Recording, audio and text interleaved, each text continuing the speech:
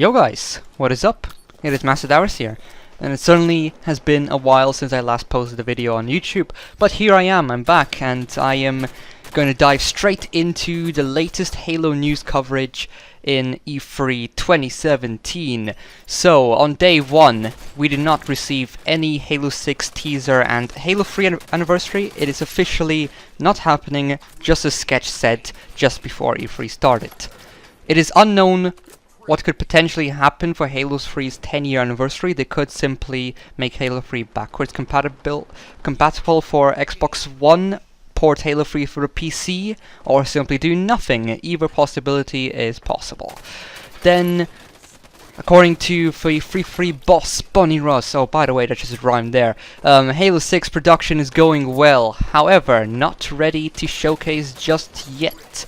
I still believe that the game will release in 2018 or early 2019, and we could even see a teaser of Halo 6 at Gamescom. That's maybe when they might have something available. And remember, we're going to be getting a Halo 6 multiplayer beta. They confirmed betas for all official Halo games, so they might show something at Gamescom, but I wouldn't keep your hopes high just yet unless they start teasing stuff. Also, according to Bonnie Ross, LAN support has been confirmed for Halo 6's multiplayer. And then also Halo Wars news that we received yesterday when we saw Sketch chatting with our pal Major Nelson. So, Halo Wars 2 will be getting a June DLC update, which will include Spartan Jerome and Ripper Morami as the two new leaders for Halo Wars 2. Ripper Morami is the Arbiter from Halo Wars 1, who is the main baddie that got killed in it, spoiler alert. And so the units have not been listed yet or announced for the two leaders. Neither have their special abilities, but we have seen based on images that Ripper Morami himself will be the hero playable unit there, so that'll be pretty cool. And also Ripper Morami will have his own unique Covenant Air unit, and he will be banished themed, so it wouldn't be like full-on Covenant done all of a sudden. He's still gonna be banished themed somehow, but he's still dead in canon. Then also we will be getting a new campaign expansion for Halo Wars 2 coming this fall for $20 called Awakening the Nightmare.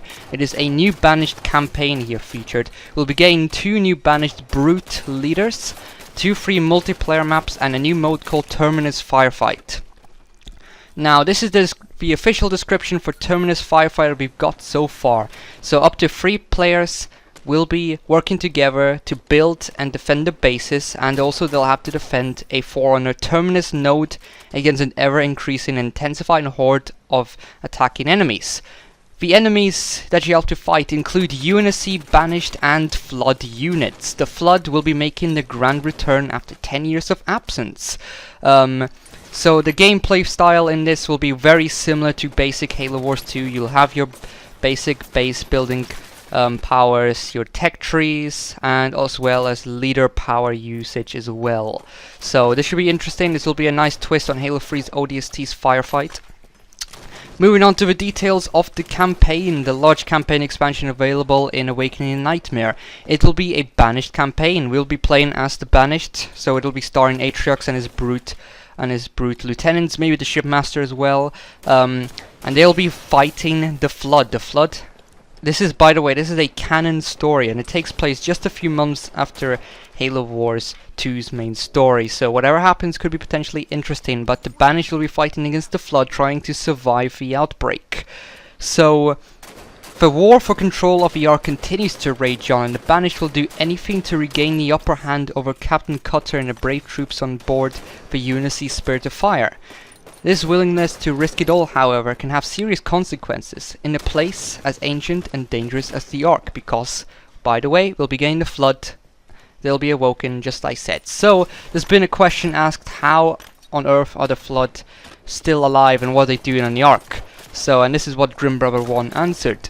During the events of Halo 3, the Flood took control of High Charity, the planet-sized satellite and capital city of a Covenant.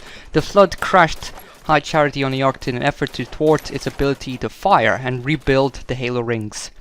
While most of the Flood threat was destroyed in the crash of High Charity and the explosive end of Halo 3, Even the smallest remaining spore flood can take over the galaxy given enough time.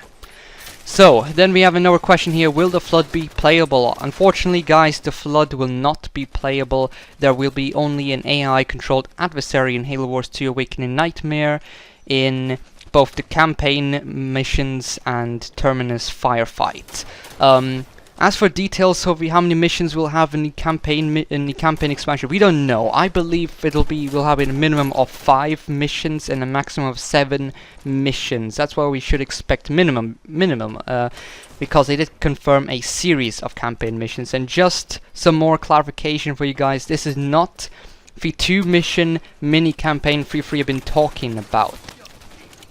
The 2-mission mini campaign is titled Operation Spearbringer, and it is not it is not connected to the Banished campaign. The Banished campaign is, by the way, separate from the Season Pass. So even if you have the Season Pass, you will have to pay an additional $20 to get access to the expansion and its contents.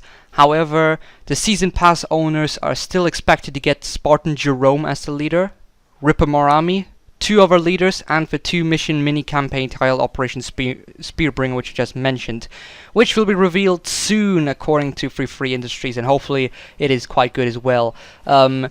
So yeah, Spearbringer again is not the Banished campaign. I believe that the Banished campaign will have a minimum of 5 missions and a maximum of 7 missions, so that should be quite exciting. And of course we'll be having access to blur cutscenes as well, so whatever happens should be pretty interesting.